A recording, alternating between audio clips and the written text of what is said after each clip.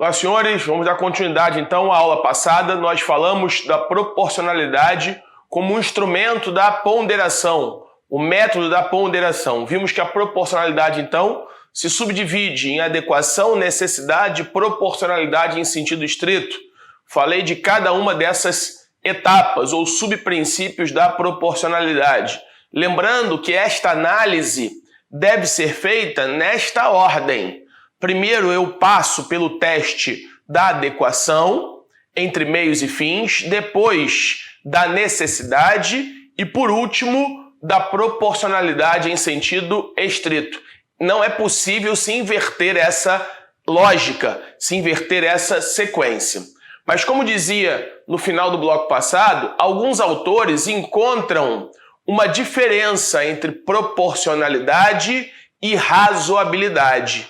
Então, o professor Humberto Ávila, um dos principais, como disse, metodólogos do Brasil, tem um estudo bastante aprofundado sobre o tema, e este autor, então, entende que a razoabilidade teria um conteúdo autônomo, um conteúdo que não se confundiria com a proporcionalidade. Então, Humberto Ávila vai dividir a razoabilidade, primeiramente, razoabilidade como equidade, razoabilidade como congruência e razoabilidade como equivalência entre critério e medida. Então vamos estudar cada uma dessas hipóteses citadas aqui pelo Humberto Ávila. Na tela, o que seria a primeira? A razoabilidade, número 1, como equidade. Isso significaria que deveria haver uma adaptação da generalidade da norma às peculiaridades do caso concreto. Então, o que são regras? Regras são generalizações probabilísticas.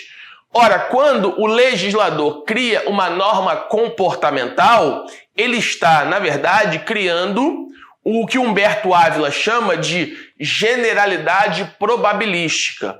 Um determinado fato da vida ocorre em sociedade e percebe-se que aquele fato, aquele pragmatismo, aquela situação concreta acaba por criar problemas para a comunidade politicamente organizada de um município, de um estado ou mesmo de uma nação, de uma República Federativa do Brasil.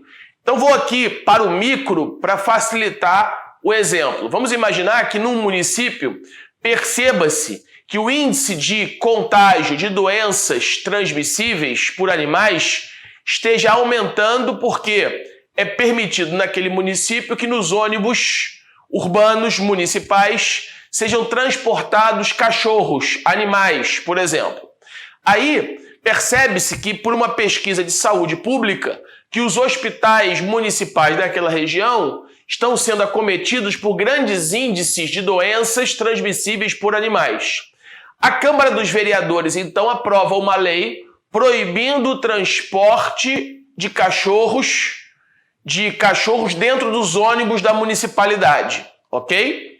E aí, então, o que eu estou fazendo aqui? Eu estou fazendo uma generalização probabilística. Ou seja, eu generalizei, quando digo generalizar, essa expressão aqui, ó, na tela, generalizações, é porque probabilisticamente um determinado fato social, que fato social é esse? Transporte de cachorros em ônibus está gerando uma consequência, o aumento do gasto na saúde pública com internações. Aí o legislador, percebendo isso, ele faz então uma generalização de uma probabilidade que foi confirmada. Eu tinha um índice de internação naquele município de 10%, que vem se elevando para 20%, 30%, 40%. E qual é a causa? O transporte de cachorros em ônibus urbanos. Aí eu generalizo probabilisticamente esse problema, impedindo esse tipo de comportamento, dizendo que é proibido o transporte de cachorros em ônibus. Só que pode ocorrer casos nessas situações de generalizações probabilísticas de superinclusão ou de subinclusão, ou de sobreinclusão ou de subinclusão. O que significa, como está aqui na tela, casos de sobreinclusão ou subinclusão? Ora, a lei disse o seguinte: municipal, é vedado o transporte de cachorros em ônibus urbanos do município XYZ. Só que entra uma pessoa com o cão-guia. Então, um cego, um deficiente visual, vai entrar no ônibus com o cão-guia. A pergunta é: esta lei, ela deve contemplar ou não impedindo o cão-guia de entrar no ônibus? Já falei isso em aulas passadas. Qual é a natureza jurídica do cão-guia? O cão-guia, diz o professor Fred Didier, o cão-guia tem natureza jurídica de olho. Porque se o cego não entrar com o cão-guia, vai entrar o cego, mas sem o seu olho. Porque, na verdade, o cão-guia, ele supre a deficiência visual daquela pessoa. Então, não poderia deixar de fora do ônibus o cão-guia, porque a natureza jurídica é de olho. É a mesma coisa que eu falar, você vai entrar, mas seu olho vai ficar de fora. Então, o que Humberto Ávila vai dizer? Que esse caso é um caso de subinclusão da norma. A norma diz é proibido a entrada de cachorro. Salvo, deveria estar escrito assim, salvo cão-guia. Mas não há esse salvo. Então, Humberto Ávila vai dizer, nessa generalização probabilística, há um caso de subinclusão. Então, eu vou permitir a entrada do cego com o cão-guia, porque é uma hipótese de generalização probabilística, só que gerou uma subinclusão, que é a ausência da exceção do cão-guia. Então, a razoabilidade aqui vai entrar como critério de equidade. Aqui eu teria a razoabilidade como critério de equidade, permitindo a entrada do cego com o cão-guia, ainda que a regra posta venha a ser, é proibida a entrada de cachorros. Tudo bem? Então aqui é a razoabilidade como equidade numa situação de subinclusão. Qual seria um exemplo da razoabilidade como equidade num caso de sobreinclusão? Sobreinclusão. Ou seja, vamos imaginar o seguinte: a lei diz municipal não é possível a entrada de cachorro. Só que aí vem uma pessoa com um rinoceronte. Vem uma pessoa dizendo que não poderia entrar um rinoceronte. Ou melhor, desculpe, não poderia entrar... a lei diz que não pode entrar cachorro. A pessoa com um rinoceronte poderia entrar? Também não poderia entrar. Porque ficou de fora. Ora, quando a lei diz que não pode entrar cachorro, não é só cachorro, é qualquer animal que venha a causar algum dano àquela coletividade, seja sanitário, seja um perigo para a integridade física. Então não pode entrar com cachorro, mas pode entrar com tigre, pode entrar com elefante. Seria razoável isso?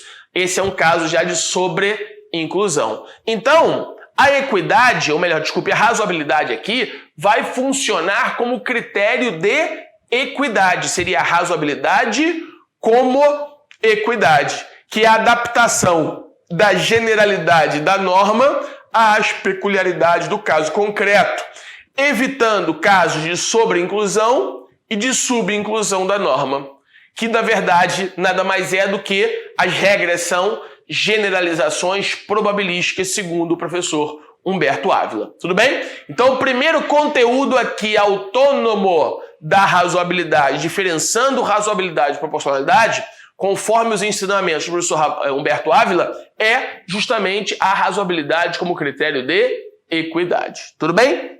Ora, no livro dele, ele vai falar de uma segunda hipótese. Agora, a razoabilidade, joga na tela, por favor, a razoabilidade como congruência entre o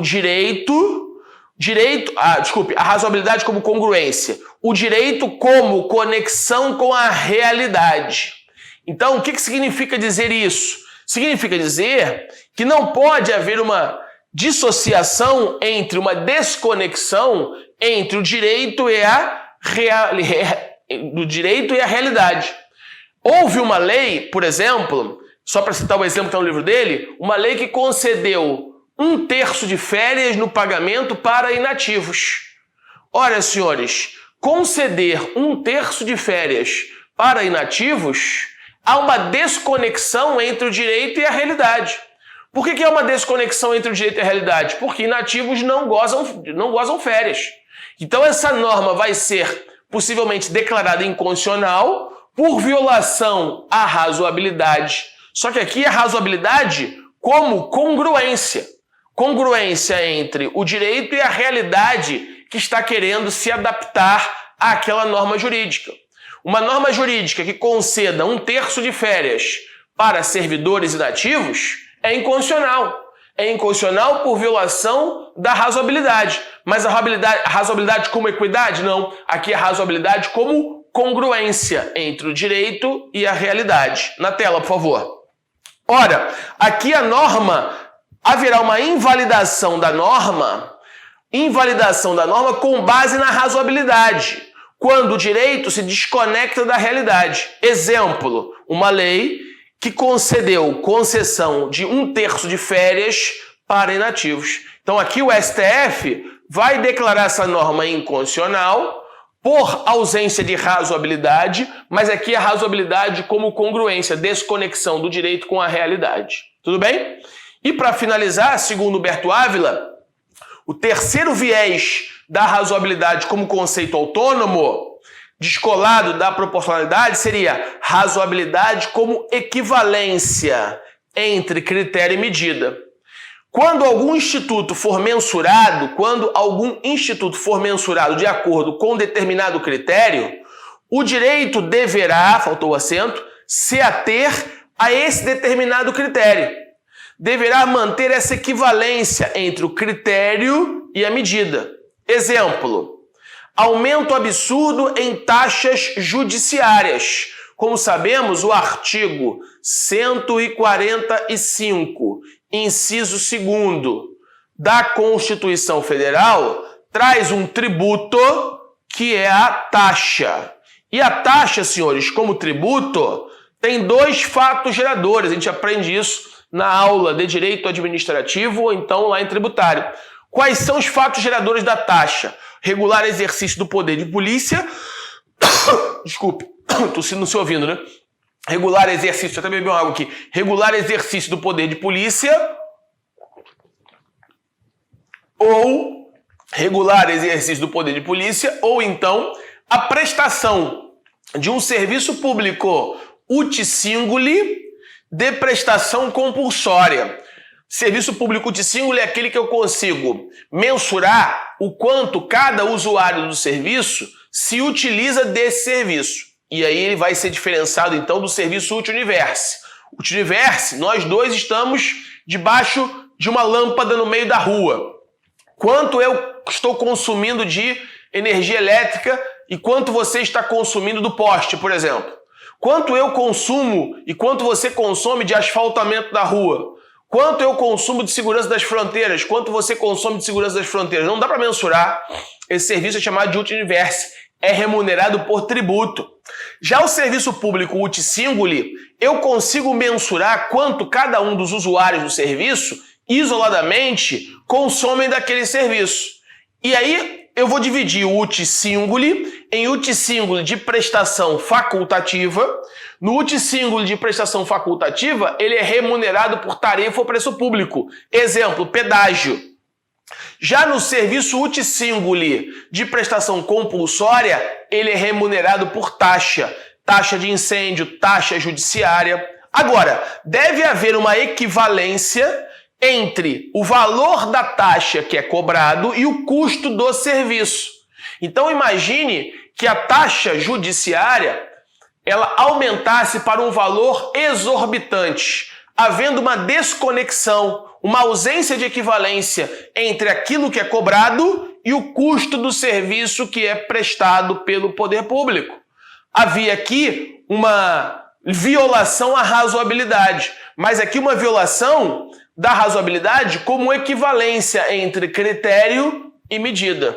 Ou seja, o critério e medida passam a ser não mais equivalentes. Eu tenho um serviço prestado que tem um determinado custo. Só que o valor da taxa é exorbitante quando eu olho para o custo, havendo então uma violação na razoabilidade por ausência de equivalência entre critério e medida.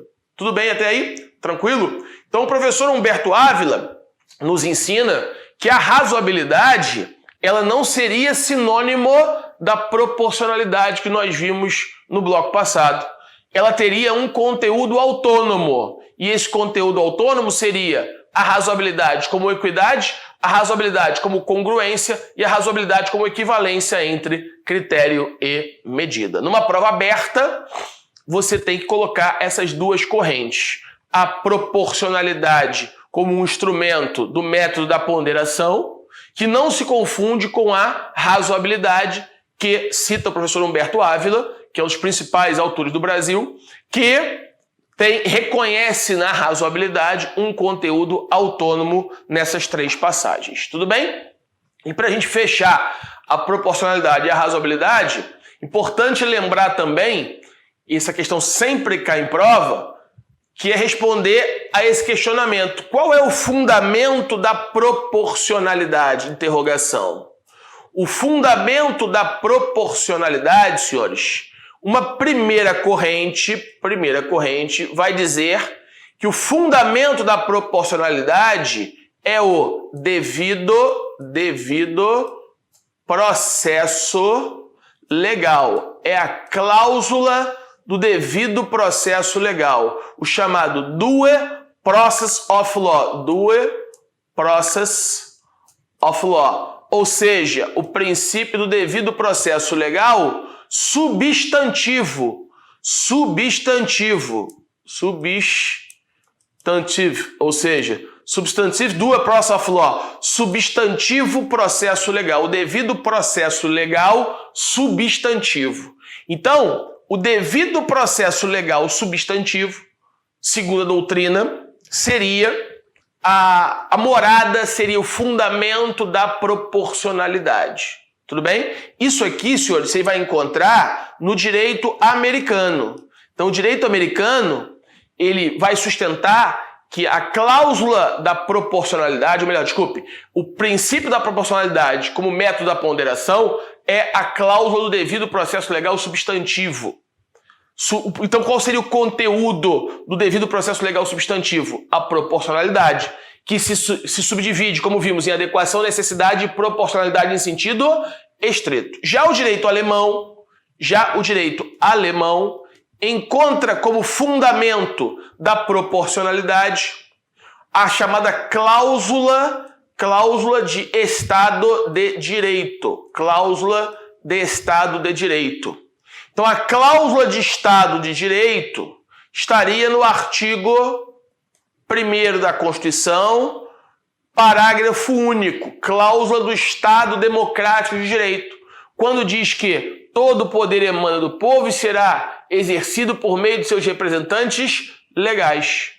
Artigo 1º, parágrafo único da Constituição. Se não for artigo 1º, artigo 2º.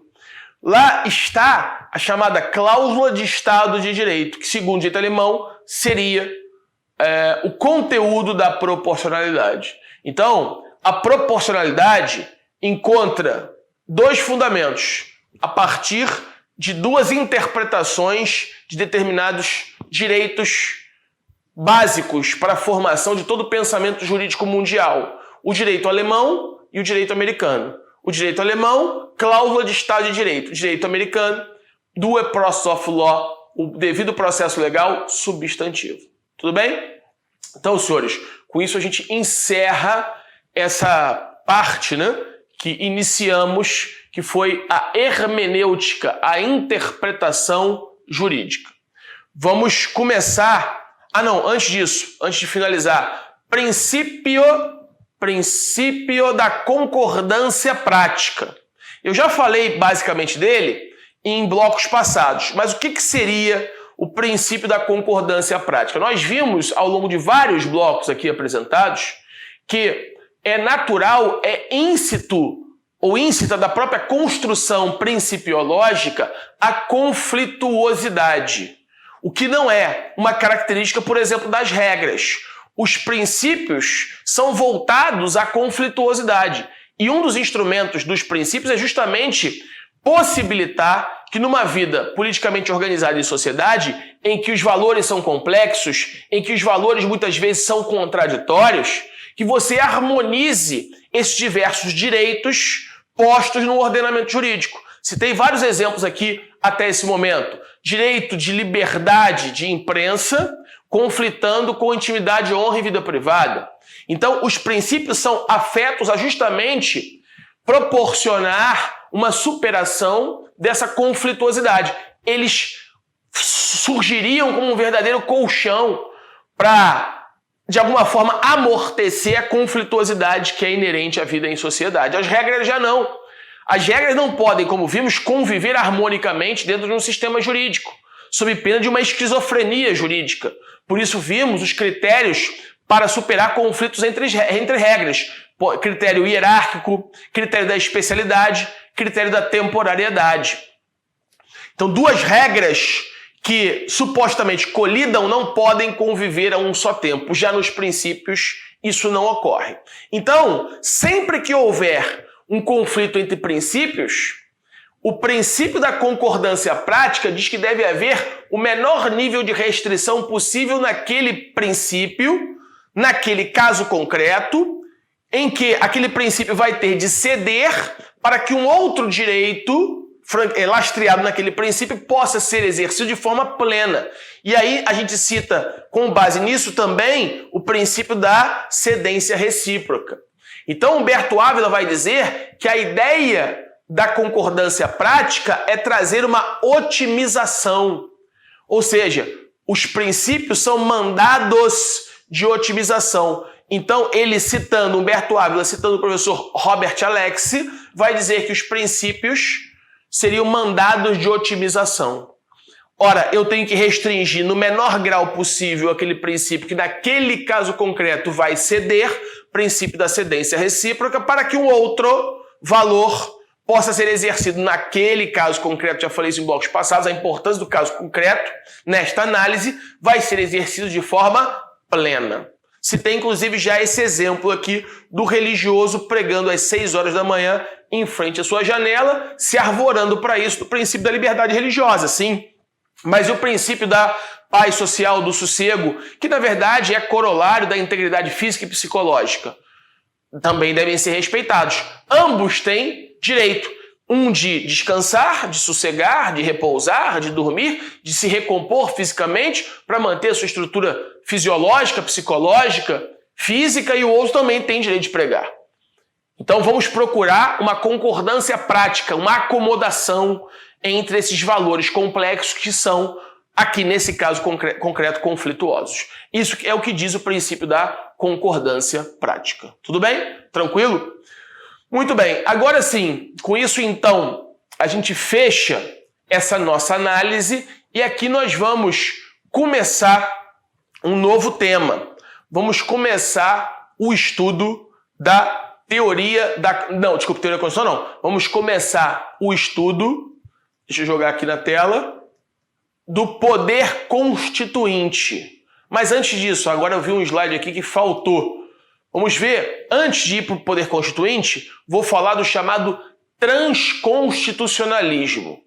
Nós dissemos em blocos passados que o constitucionalismo liberal surge na época das grandes revoluções, chamadas de revoluções burguesas, independência das 13 colônias americanas, Revolução Francesa, Revolução Gloriosa na Inglaterra. Cada uma delas com características próprias, nós já estudamos em blocos passados. E aí, nesse contexto, nós vimos, então, o constitucionalismo, vimos o neoconstitucionalismo, e uma outra expressão que pode aparecer na sua prova é essa ideia de transconstitucionalismo. Ora, o mundo, senhores, cada vez mais globalizado, cada vez mais enfrentando questões que são questões multilaterais, multifacetárias, são questões que não, de alguma forma, trazem problemas que não incomodam apenas um Estado nacional, mas incomodam, trazem conflitos a vários Estados nacionais, transbordando a própria geografia daquele Estado nacional. Então são problemas envolvendo, por exemplo, o meio ambiente, envolvendo, por exemplo, o meio ambiente ecologicamente protegido ou não, conflitando com interesses geopolíticos e econômicos. São problemas que não afetam somente a República Federativa do Brasil, mas que também estão sendo discutidos na Europa, estão sendo discutidos na Ásia, na Oceania, na África. Ou seja, são questões que transbordam e muito as fronteiras soberanas de um Estado nacional. E quando vários países soberanos, várias nações se debruçam sobre o debate dessas mesmas questões que de alguma forma causam incômodos sociais a todas essas nações a um só tempo, e isso começa a ser refletido, discutido, debatido e estudado conjuntamente à luz de uma ordem jurídica nacional, mas obviamente se cotejando com outras normas jurídicas, com outras constituições também nacionais, isso deve ser analisado sob a ótica do chamado transconstitucionalismo. Então, joga na tela. Ocorre quando ordens jurídicas diversas, Estados Unidos, por exemplo, França, Inglaterra, Brasil, Japão, ou seja, vários países, Coreia do Norte, Coreia do Sul, Índia, ou China, então vários países vão se debruçar, ordem jurídica estatal, vão se debruçar sobre uma ordem jurídica estatal, sobre uma ordem jurídica internacional, uma ordem jurídica transnacional ou supranacional. Passam a enfrentar, essa é a palavra, concomitantemente, as mesmas questões de natureza constitucional. Exemplo, questões envolvendo direitos humanos, questões envolvendo separação de poderes, questões envolvendo meio ambiente. Então o mundo, a ONU, a Organização das Nações Unidas, por exemplo, vai debater pandemia. Ora, quer exemplo melhor do que esse? Pandemia é uma questão transnacional. É uma questão que vai ser analisada à luz das constituições de todos os países do mundo.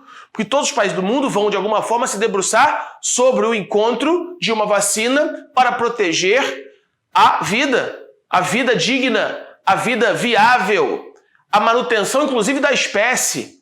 Então, são matérias que vão ser estudadas por um tema chamado de transconstitucionalismo. Então, o transconstitucionalismo são ações por órgãos muitas vezes internacionais, como OEA, Organizações dos Estados Americanos, como a ONU, como a ALCA, como, por exemplo, a Organização Internacional do Comércio, a OIT, juntamente com estados nacionais, vão enfrentar problemas que, de alguma forma, vão solapar, vão incomodar várias ordens jurídicas politicamente organizadas de forma constitucional. Esse é o chamado transconstitucionalismo. Tudo bem? Tranquilo até aí? Bom, agora sim, a gente então termina essa parte de teoria da Constituição e no próximo bloco nós vamos começar a análise do chamado poder constituinte. Tudo bem? Aguardo os senhores lá. Um abraço, fiquem com Deus.